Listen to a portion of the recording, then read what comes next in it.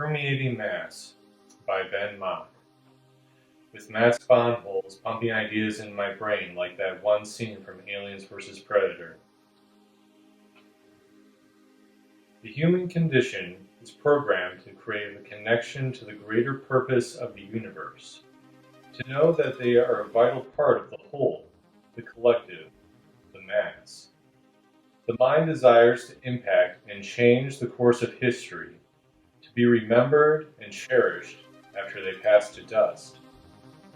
For many, the road to individuality seems to be a necessary formula for the bringing about of this desire. But for the mass, conformity and unity is the path to satiation. For the mass, the essence of the whole and completeness increases in numbers. As the permeating mass grows, oneness grows. C.S. Machburd. Fluttering from branch to branch, the fat yellow cardinal tilted its head this way, then that. It inspected each crevice for flaws, structure, and potentiality, looking for its new home. Jack adjusted his binoculars as he observed the little bird on its quest. How great it would be to go on a quest, Jack thought to himself. Sure, he was only 9 years old, but he had read tons of books with kid heroes like Bastion. He was a little kid like Jack and had saved an entire world. So, how hard could it be to just, be a hero? Jack! He jumped and nearly dropped his binoculars. Jack's teenage sister, Zelda, scowled at him and made a jerking motion with her hand, non-verbally communicating that Jack needed to keep up. Her actual name was Amber, but she hated being called that, and decided that she wanted to be named after some magical warrior princess instead. There had been a period of time when Zelda's parents had refused to refer to her by the new name. However, after a few months, they gave up. Jack trotted along, caught up to the group, and sidled next to his dad. His dad, Charlie, was leading the family at a meandering pace. Dad fixed pocket watches for a living. This meant he spent most of his time in a workshop upstairs. Today was one of the rare times that Jack got to see him without bags under his eyes.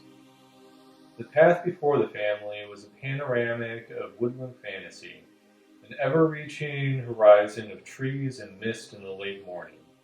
They had walked several miles to this point, carrying the necessary camping equipment for a week-long backpacking trip into the forest, one that was hours away from the nearest McDonald's. Gosh, a cheeseburger would be the best right now, Jack thought to himself. While lost in thought, he ran into his dad's leg. Easy there, buddy, said his dad as he turned and ruffled Jack's hair. Looks like we have a chance at a little adventure here. He was looking to the side of the main path, where a narrow road curved into the dark trees. Jack's mom, Diane, walked past them and examined the fork in the road while holding a map. The path they were following was clearly beaten down, and obviously the path they were supposed to take. However, the other path was overgrown, barely recognizable as a road, and in a lot of ways, downright ominous. I don't know, Charlie, she said. Getting lost this far out is kind of dangerous. We'll be fine, Charlie assured her. I know this area like the back of my hand. He held up his hand in demonstration and looked at it, but then scowled suddenly as he studied it. What the hell's that? He muttered while he inspected a spot on his hand. Diane rolled her eyes and said, Seriously, Charlie, I don't think we should leave the main road. But Jack's dad just stared down the path with a wry grin and said, 2 roads diverged in a yellow wood, and sorry I could not travel both. To be one traveler, long I stood, and looked down one as far as I could, to where it bent in the undergrowth. The words of Jack's father, as he quoted the poem, drifted far away, like the waking from a dream only to fall asleep again. And then there was the pull. The unimaginable desire to go down that untrodden path and become lost in it. To go to the center and be enveloped forever in the mist of blissful nothing and escape the crushing pain of nothing that waited behind them. A hand gently opened a door in his brain, and he heard a voice, or was it several voices? The voice was an experience more than just waves against the ears. Jack felt it. There was a dense fog surrounding him, so thick he found it hard to find any air to breathe. It smelled awful, a punch to the face of death, and something sweet. And then it spoke. Trees, mountains, and rivers will climb and feed and rot and die. They all come to naught as you sense all of you is not. The swinging of pendulums comes to a close. You may choose even though the choice has already been chosen. Seek for more and you will be given what you have not asked. Jack's fingers dug into his binoculars and sweat dripped down his nose. The smell of rotting wood faded like mist, and he returned to reality. Jack saw his dad as he finished speaking. Two roads diverged in a wood, and I took the one less traveled by, and that has made all the difference. Jack stood rooted to the dirt as he stared down the crooked lane. His heart tried punching its way through his ribcage. I need to go down there, he thought frantically to himself. The warmth had enveloped him in a blanket of peaceful longing to be down in there, to mend himself into this reality and find a place to be and not be. Honey, where are you going? Jack looked back at his mom, who was standing with the rest of the family at the edge of the path. He had subconsciously walked several feet down the wooded twilight where the tendrils of mist curled around his legs. I want to go, Jack said flatly. Jack's parents glanced at each other with that familiar, patronizing look they would make whenever they thought he had said something funny. Jack did not see anything funny about this. He was leaving, and he didn't care if they came or not. Don't we need to get to the next campsite? Asked Zelda. You're always telling us we can't be taking risks out here, Mom. Zelda wasn't exactly concerned about safety, but she did want to shut herself in a tent with a bag of trail mix in her sketchbook. She was pissed that she had been forced to come on this trip instead of going to Eleanor's birthday party. Eleanor's parents had rented a lake house for the weekend. Everyone knew what Zelda was really thinking, so, even though she was right, they ignored her. We have all our gear with us, so if we find a nice spot, we'll set up there, Mom said while she examined the map one last time. Why don't you lead the way, Dad, and I'll be the caboose. Gathering themselves, the family trekked on the road less traveled. Zelda and Jack were sandwiched in the middle of the caravan while their dad made uneducated guesses at the weird-looking trees they passed by. Zelda was walking in front of Jack, and he could hear her muttering her discontent. They always do anything you want, she spat in a low hiss.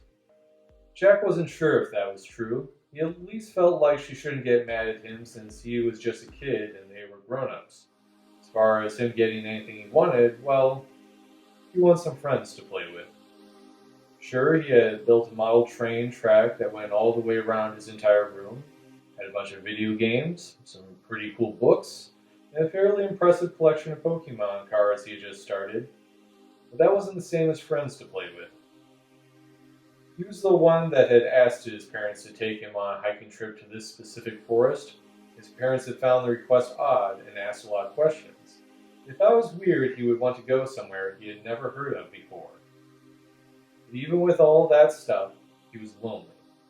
He had asked his parents about having some kids over from school, but they always said they were kind of busy right now and would plan to do that some other time.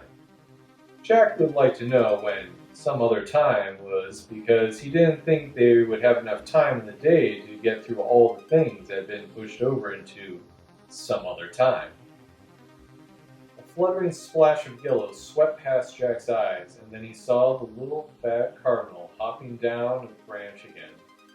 Still looking for a new home, huh? Jack said to the cardinal. Gulp! Exclaimed Jack's dad as he adjusted his glasses. It's like a cloud came and plopped down on the ground. Jack peered around his dad and saw a wall that was moving. It was was murky with hundreds of fat anthropomorphic hands that melted and curled in on itself. It breathed in and out, in and out, in and out again. Then he watched as a little yellow cardinal dove into the wall and vanished. Jack's dad broke off a branch and was about 6 feet long, being roughly as tall as Charlie, and he tapped it on the ground to test its strength. Okay, Mom, you keep an eye on the compass while I make sure we don't run into anything we could trip over. Everyone, stay close together while we move through the fog. Fog? Jack asked while he scrunched up his face in confusion. Then he realized that his dad was talking about the thing in front of them. I don't think that's fog, Dad. But his harbinger dissipated as it left his mouth and scattered into the trees. Jack's mom put a hand on his shoulder and gave him a gentle press forward as they plunged into the gelatinous vapors. Jack's vision was immediately restricted to the end of his nose as translucent hands wrapped around his face. His only hope in this moment of not getting lost was his mom's guiding hand on his shoulder. The phantomesque trees projected a sense of eeriness as they shuffled into the wall, so his mom began to softly hum a song she used to sing around the house. Friday night, 3 a.m. I got that feeling once again. I know it's wrong, but it feels so right. I'm gonna do something bad tonight. I got other people's pizza in my mind. I want other people's pizza all of the time. I want other people's pizza. It tastes so good. I want other people's pizza. Only if it's cheese. Only if it's cheese. You might think I'm a phony, but honey, skip the pepperoni. I'm just a simple man. I want no pineapple, no ham. I'm gonna call you on the phone till I start eating that calzone. I got only one wish, baby, please. Give me that extra cheese. And then it hit him. Emotions and feelings washed over him in swells, filling him up with inexorable sensations of euphoria. The smell of cedar, the echoing sounds of babbling water, the feel of green, the sweet taste of honey, and the satisfaction of fullness. He felt that he could hardly breathe from the shock of this alien experience. But then it was gone. He was cold, sleepy, hungry, and alone. His mom had stopped singing and holding his shoulder, but he could hear the crunch, crunch, crunch of leaves under his boots as Zelda and his dad led them through the mist. Faces in the wall turned and watched him as they passed. The eyes were deep gouges of black that didn't seem to care who was there. Suddenly, he could see again, and they were standing in a grove of bone mushrooms. A rod from the sun broke through the canopy of leaves overhead and illuminated a single stone at the center of the clearing. As Jack looked around, he realized his family had not shared his experience in the fog. Well, would you look at this place, said Charlie. Jack's dad pulled out a silver pocket watch and studied the time. Jack noted that it was his dad's favorite out of all of his small collection of antique pocket watches. A long chain clipped onto his vest pocket, and the case was engraved with an alchemy circle. He snapped the case shut and returned it to its home. Hey Diane, what kind of mushrooms do you think these are? Maybe a species related to the bleeding fairy helmet? Jack's mom didn't answer. Diane? She still didn't answer. Jack's dad turned around and looked back into the wall of vapors. Then he looked down at Jack as if blaming him. Where's your mom? He snapped. Jack shrugged. His dad furrowed his eyebrows into a look of anger mixed with concern and confusion. Then he cupped his hands together and yelled out his wife's name. A long minute passed by with no response as they continued to call for her. They were about to go back into the fog when they heard the snapping and popping of branches. A silhouette swayed behind the muddy veil that had the shape of Jack's mother. Oh, Diane, Jack's dad breathed in relief. We're over here. But she didn't come over here. She only called out in a desperate sob, Charlie, kids, where are you? Jack's dad was so perplexed by the response that he didn't answer immediately, but then she began walking the other way. She was going back in. Diane, no, we're over here. Diane, turn around. Her shadowy form began to melt away as she kept walking and sobbing. Charlie looked back at his kids, and in a stern voice said, "Stay here, I'll be right back."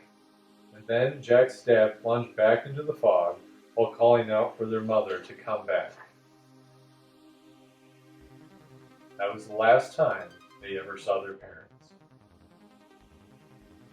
Several hours passed without a word spoken between them.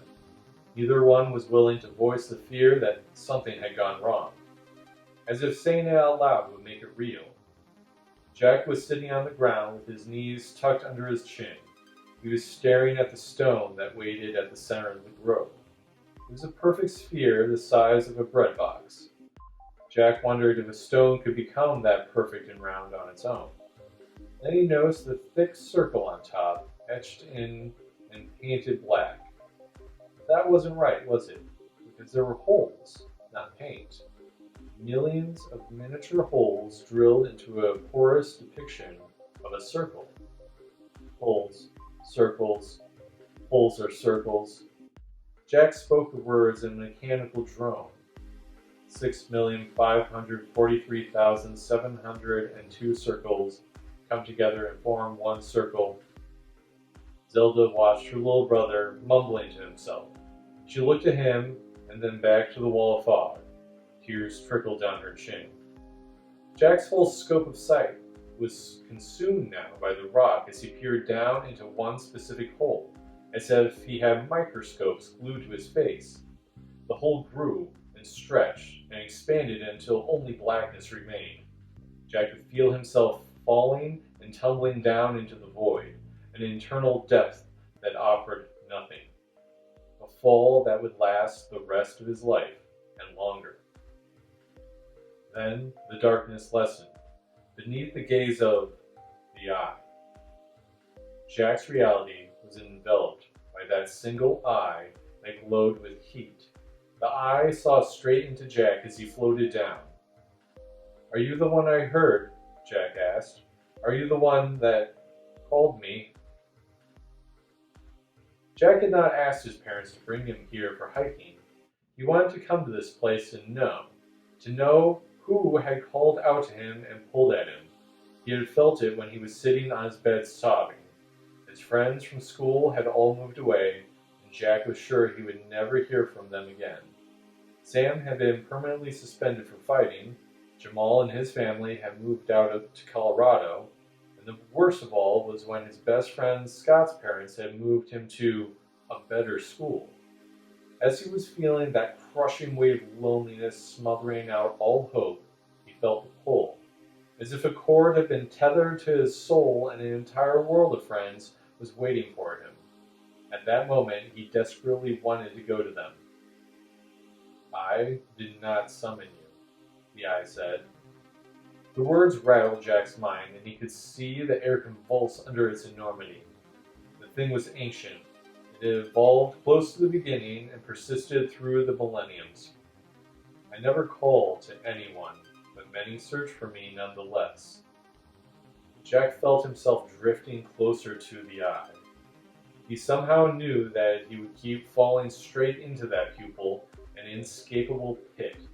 He both wanted to be here and not be here, almost as if there were a place that constricted a person like an encroaching snake. A thing that latches into your skin and gradually submits you to the end. "Then who called me?" Jack asked. "Do you know where they are?"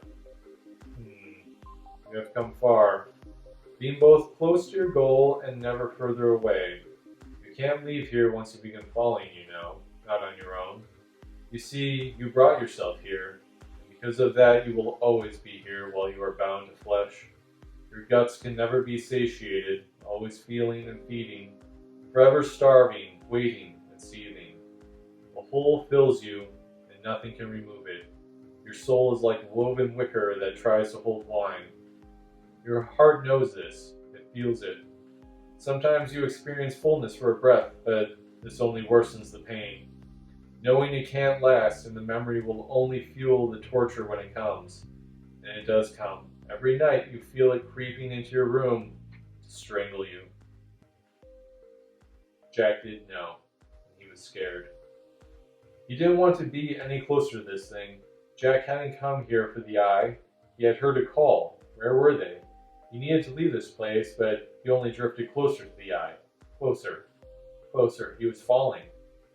You did this of your own accord, choosing discontent and resentment, choosing to lament a time that didn't transpire, never cherishing or compromising. You wished to hate.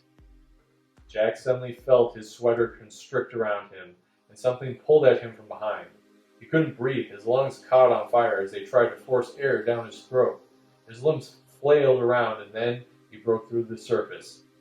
Zelda dragged him by the scruff of his sweater. They were in a black lake, and his sister was pulling him to shore. When they reached the edge of the lake, she tossed him roughly to the dirt, where he skinned his forehead as he fell. "What are you doing?" she screamed at him. "Mom and Dad haven't come back in hours. We still don't know where they are. We don't even know where we are. There isn't a tent. We hardly have any food. It's going to be dark soon. Now all of a sudden you're going to take off and drown yourself?" Zelda trembled, and her hands were clenched in a fist as tears streamed down her face. Jack stared at her as he tried to fight back his own tears. "I hate you," he whispered. Jack stood up and walked away, and was swallowed by the locks of a weeping willow. Zelda stared at the swinging branches for several minutes. She made no move to stop him. Anger was fueling all her actions and decisions. Then she spun and stormed back towards the mushroom grove, beating down any branches or ferns that impeded her path. It was some time before she noticed a sound other than the thrashing of her own actions. Something behind her. She stopped and listened. There was a split second of sound, but then all was quiet, almost like someone had been walking and then stopped suddenly. "Jack?" she called out with hesitance. There was no answer. She kept moving, but cautiously, quietly, and alert to everything. The leaves beneath her feet made it impossible to know if she was just hearing footsteps behind her. The foliage was so thick she could only see a few yards in any direction. She stopped and listened. There were definite footsteps now. They were coming toward her, but then they stopped. "Jack," she said, and an hysterical lilt crept into her voice. Her breaths were coming in fast puffs, hyperventilating her lungs and cutting into her chest. She was scared, not because she knew she was in danger, but because she didn't know. She just didn't know what was happening to her parents, Jack, or anything. It was the not knowing that was so terrible, and she just wanted to go home. As the word home crossed her mind, a sudden flash invaded her imagination. It was a spider, but not just any spider. This creature was a massive creature the size of an inflatable bounce house. It was covered with moss, fungus, and other living things. As this monstrous thing dragged its thorax through the forest, it searched, it entreated, it called. Zelda convulsed, pulling herself out of the vision and back into the forest. The jolt caused her to stumble backwards and fall. Suddenly the footsteps were coming, running, sprinting. It was coming for her. She screamed in fear and clawed her way to her feet, kicking up moss and finally running. Zelda crashed through the brushes, thorns, and saplings. The foliage buffeted her as she fled. Soon there were red droplets of blood that rained down both her arms and stained her shirt.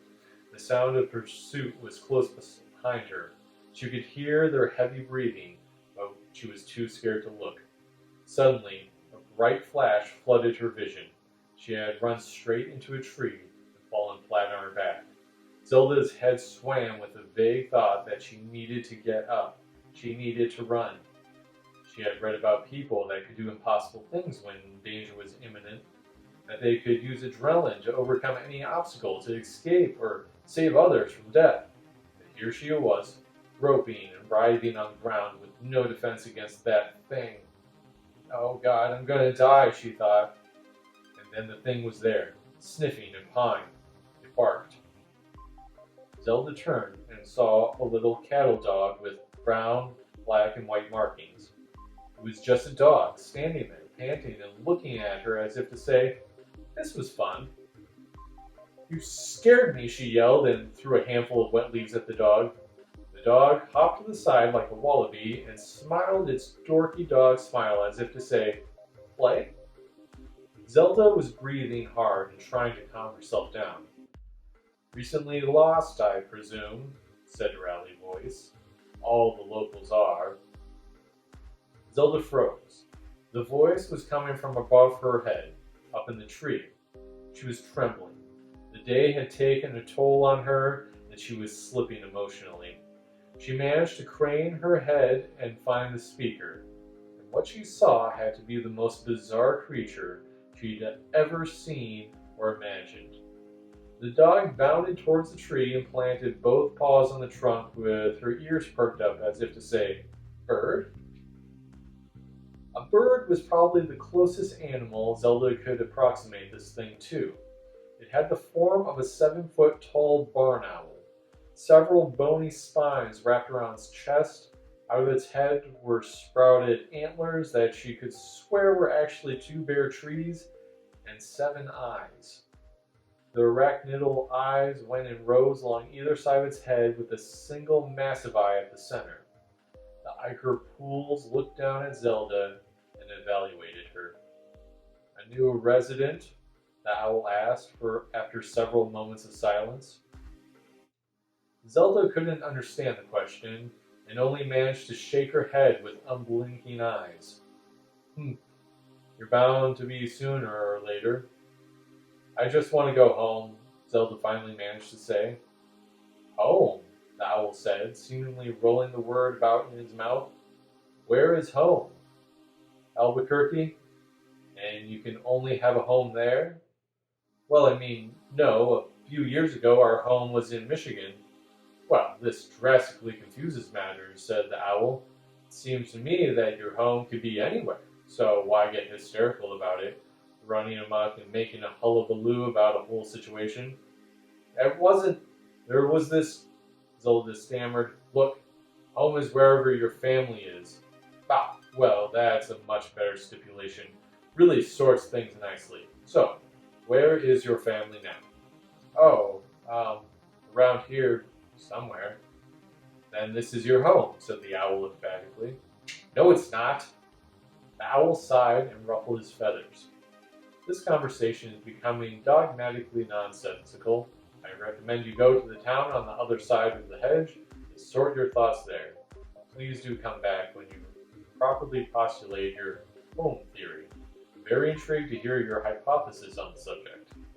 "There's a town?" cried Zelda. Yes. Keep going the way you were running just now, and you should find it shortly. Not that that was the most important part of what I was imparting to you." But Zelda was already gone, running onward to find the town. When she saw it, she instantly knew 2 definite facts. She had found the town, and that this was not a town. The town was actually a tree. Just one massive tree that reigned over all the other trees who might as well have been bushes for all the good they were doing compared to this monster plant from the lands of Valinor. It had thick sashes of Spanish moss that hung from its branches and mushrooms caked across the lower half of its trunk, as well as large baubles that dangled dangerously above the ground. When Zelda focused her gaze, she saw that there were people sitting inside the pods, as if they were some sort of weird treehouse. Vines like ladders reached down to the ground and allowed the residents entry or egress. Zelda realized the base of the tree must have some sort of community where she could find help. She began to rush forward, but the movement was slow as thick bushes blocked her way. The dog moved under the brush easily, leaving Zelda to endure alone. It took her over an hour to fight her way through the foliage. Her skin was burning and screaming from the abuse, but she pressed onward. Finally, she broke through. The base of the tree was in front of her, and she stopped breathing for a moment as she stared at the absolute gargantuan dimensions of the tree. It was like looking at a skyscraper made from the earth. A mumbling and clacking broke her from her reverie, and she saw not far from her an old man who was hunched over a chessboard. He was so completely engrossed in the game that he was apparently playing against himself. He didn't stir or seem to notice Zelda approach. "Excuse me," said Zelda frantically. "I need help. My parents disappeared in a mist, and then my brother took off in the woods. I chased him until I saw him dive into a lake, so I pulled him out, but then he got mad at me and ran off again. Then there was this dog that was chasing me, and a talking owl, and I just don't know where my family is, or where I am, or what's happening. I just need help, please." The man didn't seem to hear Zelda's incoherent ramblings. He just scowled at the chess game in front of him while he stroked his unkempt beard. Then he reached down and moved the white knight from G1 to F3. It was the only move that had been made on the chessboard so far. The board, along with all the pieces, had clearly been carved by hand, but the craftsmanship didn't appear to be very good. Twisted roots, mushrooms, and various woodland items were all that occupied the board in a pathetic attempt at a chess set. The man slowly turned and looked at Zelda, but did not speak. His eyes were lifeless, like someone who had run out of hope years ago. The look of a man who had laid down on the ground where the earth could reclaim him. "Lost?" asked the old man. "Eh?" "Yes, please, can you help me?" Zelda quickly replied. The old man just turned back to his game and scowled at it. "A new pod should be growing soon." Zelda stared at him with a building frustration that made her want to hit him.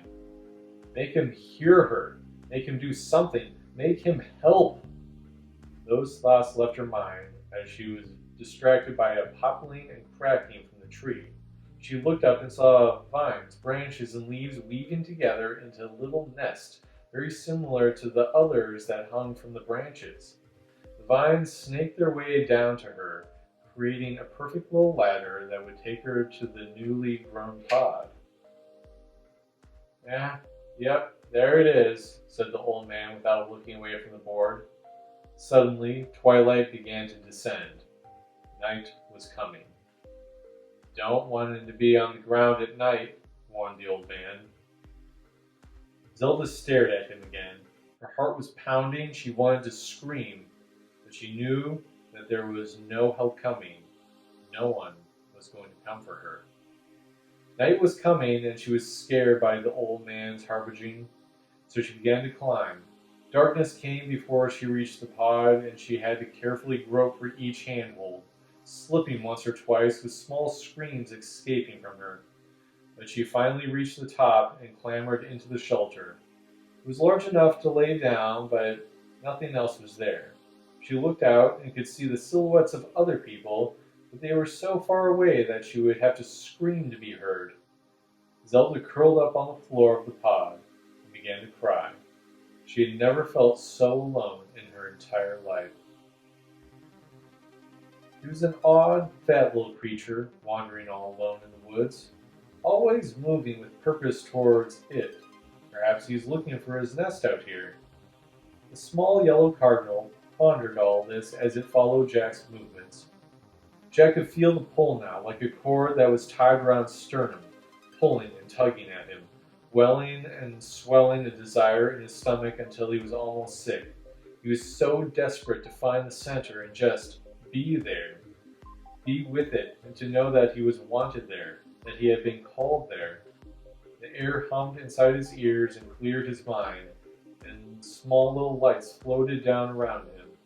He thought at first that they were large fireflies, but the creatures came closer and he saw their humanoid shapes with translucent wings that carried them through the night. "Will-o-wisps," said Jack as he laughed a little. They were holding tiny instruments. It was then that he realized that the air was humming with music, sweet enfolding music that cleaned away the webs and snakes from his brain.